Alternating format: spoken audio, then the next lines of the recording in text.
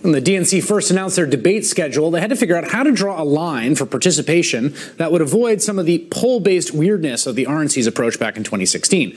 So they offered two ways to qualify, one being a polling criteria in which candidates must register 1% or more support in 3 polls publicly released between January 1, 2019 and 14 days prior to the date of the organization debate. The other through fundraising, where candidates may qualify for the debate by demonstrating the campaign has received donations from at least 65,000 unique donors and a minimum of 200 unique donors per state in at least 20 states. All right, the idea, which I think is a good one, is that that level of grassroots financial support shows a candidate, even if they're not polling above 1%, has an actual base. Well, so far, at least 11 official candidates and 2 unofficial candidates have passed that threshold, including Andrew Yang, a 44-year-old tech entrepreneur who is running on a campaign of universal basic income and other things, and has become something of an online sensation. And the aforementioned Andrew Yang joins me now. How are you? Oh, I'm doing great. Thanks for having me, Chris. Question I ask everyone, first question. Of all the people in America above 35 ages or older, why should you be the President of the United States? Well, America right now is in the 3rd inning of the greatest economic and technological transformation in the history of the country. And I spent the last 7 years helping create thousands of jobs in the Midwest and the South. In my opinion, the reason why Donald Trump is our president today is that we automated away 4 million manufacturing jobs in Michigan, Ohio, Pennsylvania, Wisconsin, and the swing states. So I'm running for president to let America know it is not immigrants that are causing these economic dislocations, it is technology. And we need to evolve to the next form of our economy as fast as possible. See, that's a compelling theory of the case about what's happening. But it's not a compelling theory necessarily what Andrew Yang should be making a million different judgment decisions at the highest level of stakes that include life or death, including military involvement. Like you would be doing it. Why you? Well, I think what's animating a lot of our dysfunctional politics is that our economy is becoming increasingly punitive and inhuman for many, many Americans around the country. So the reason I should be president is that I have a vision that actually helps provide a path forward for tens of millions of American families, which I would suggest would help make our foreign policy more sound, because we'd be making better decisions if people weren't operating from a sense of scarcity at all times. I asked this of other people too. Are you prepared to order people to die or to kill? Well, one of the paramount responsibilities of the commander-in-chief is to keep the American people safe. And while raining death on other people is not my first choice, if that's what it would take to keep the American people safe, I'm 100% ready to do just that.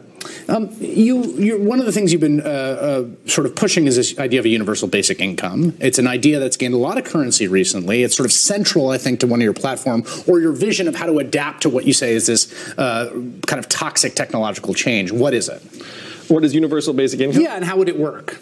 Well, universal basic income is an idea that's been with us since the founding of the country.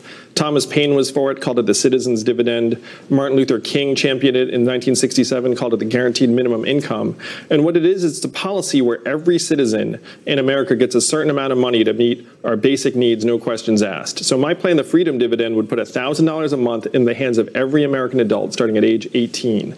This would make children and families stronger, would improve our health, nutrition, graduation rates, but it would also help millions of Americans make transitions in this time of historic change.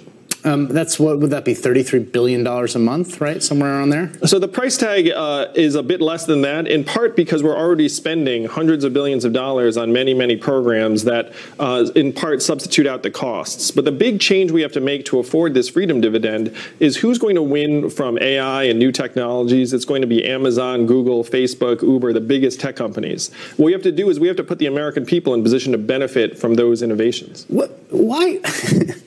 I've met you before. We went to the same university. You seemed like a successful individual. You're 44 years old. Like, what made you think I'm going to run for president of the United States? You never served in public office, correct? Well, I was an honorary ambassador of entrepreneurship in the Obama administration, and I started a national nonprofit that raised millions of dollars to help create jobs in regions around the country.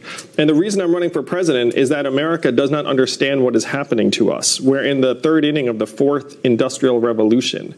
And this industrial revolution is going to upend many of our traditional economic understandings. And I'm running for president to help galvanize energy around real solutions. But we just ran a huge experiment. Never in the history of the Republic have we had someone have the highest office in the land without military experience or public service experience. I think a lot of people feel like it's an enormously failed experiment. Why roll the dice on that again? Well, Donald Trump would not be our president today if people thought that our government had been operating at the highest possible levels over the last number of years. Now, Donald Trump is a terrible president because he's a terrible president. But Donald Trump is not necessarily representative of every entrepreneur or other people with different sets of experiences around the country. Final question. You have a lot of following online, and there's some part of that following online that are some people with some really gnarly views. Like, you have weirdly attracted some white nationalists, some people in the kind of darker, grosser parts of the internet who have cottoned on to you. What do you think about people with, white supremacist avatars who are supporting you? Well, I've completely disavowed any of that sort of support, and I'm the son of immigrants. I do not want the support from people whose views are completely antithetical to what I hold. But I'm focused on trying to solve the problems of the American people, and unfortunately those problems are just gathering strength over time. We have to think much, much bigger about how to build an economy that's trickle up from people, families, and communities up, and that's what my campaign's all about. All right, Andrew Yang, thank you very much for making time. No problem.